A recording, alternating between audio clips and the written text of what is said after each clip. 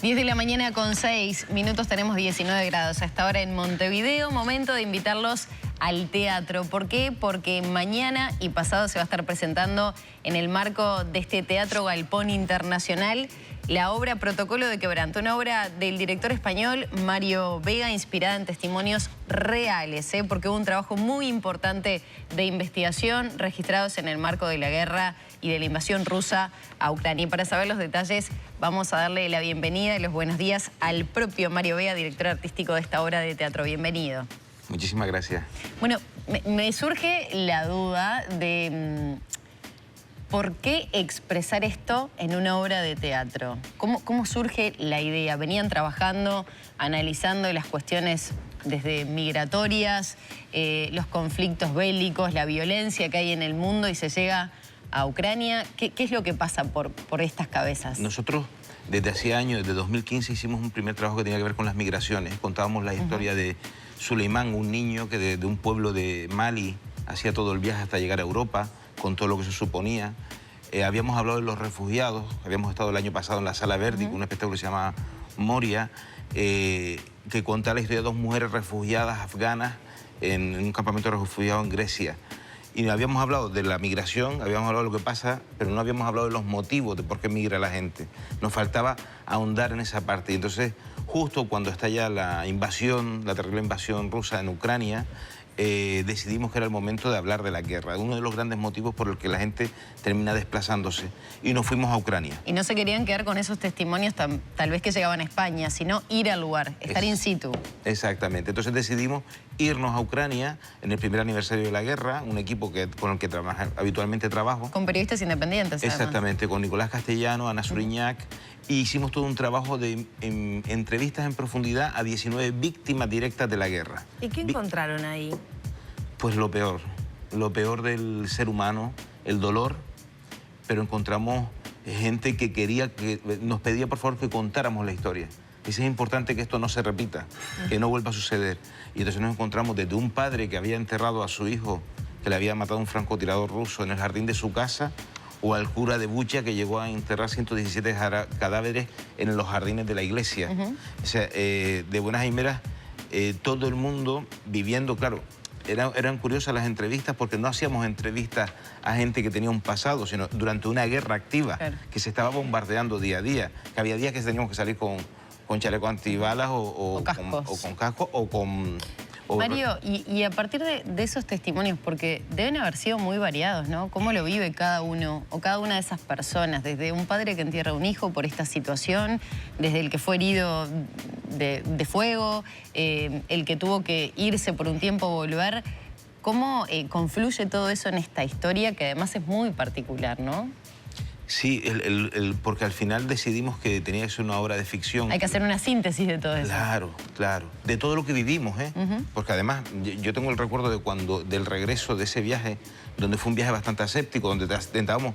Yo no soy periodista, no tengo la madera que tienen ustedes, entonces realmente soy un director de teatro. Entonces el regreso de ese viaje fue de las cosas más dolorosas que han pasado en mi vida. O sea, cuando se asienta todas esas historias. Trasladar eso a una obra de teatro...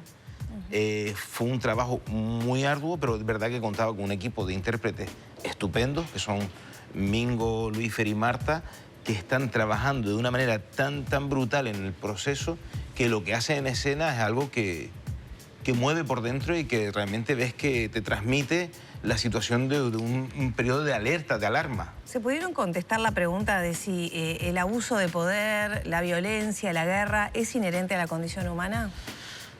¿Pudieron llegar a alguna respuesta?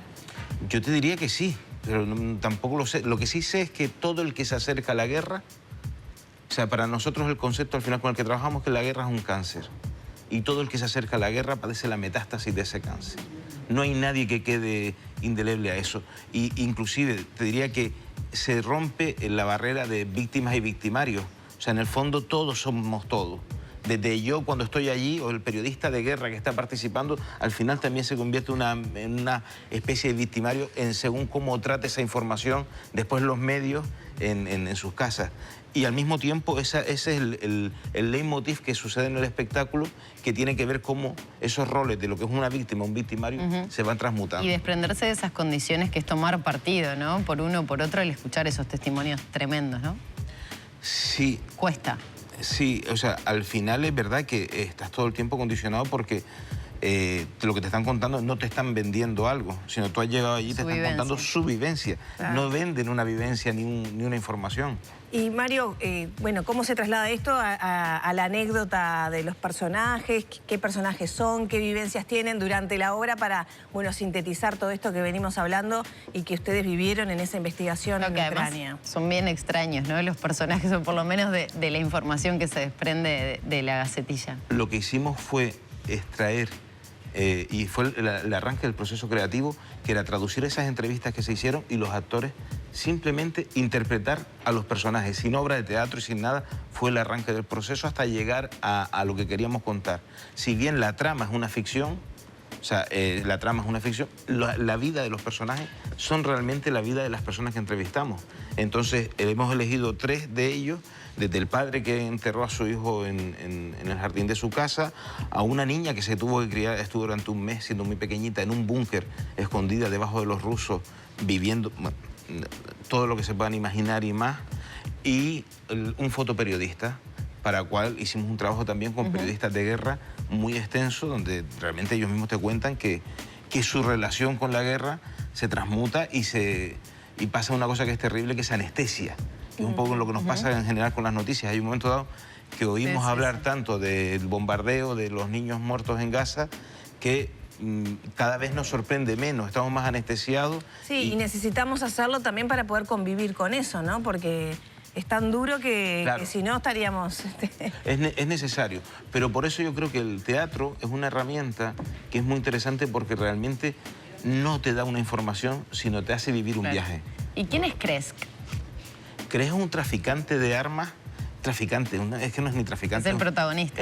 Sí, realmente son los 3, como te decía antes, son 3 protagonistas a su manera, pero es un menudeo. Es un señor que sigue en su carreta, va siguiendo la guerra para vender pequeña munición, pequeño armamento. ¿Que se desconoce qué bandera tiene, la nacionalidad? No se sabe nada, porque realmente lo que jugamos es que el espectáculo no sucede en ningún lugar. Claro. Está en un no lugar, donde puede ser cualquier guerra, puede ser cualquier época, puede ser lo que sea. Pero ese Kresk con Nadia, esa mujer a la que tiene secuestrada o criada, esa relación extrañísima que mantiene, y la llegada de un fotoperiodista de guerra herido, y esa relación de A3 es lo que generalmente nos produce ese viaje. Mario, ¿hacemos la invitación entonces para estos días, jueves y viernes? Por supuesto, están todos invitadísimos. La verdad que nos hace mucha ilusión. El público uruguayo es un público muy culto, controla mucho de teatro, sabe mucho de teatro. Para nosotros es una alegría volver aquí a Montevideo, así que invitarlos a todos a acompañarnos al Galpón. 21 horas este jueves y este viernes, mañana y pasado, a partir de las 21 horas, las entradas a través de Red Ticket. Muchísimas gracias, Mario. Gracias a ustedes. Por las dudas, es español, pero de la zona de Canarias, ¿no? De las Islas Canarias. Por eso ese acento Aunque sea distinto. por solidaridad, nos vemos en el teatro. Muchas gracias. Gracias.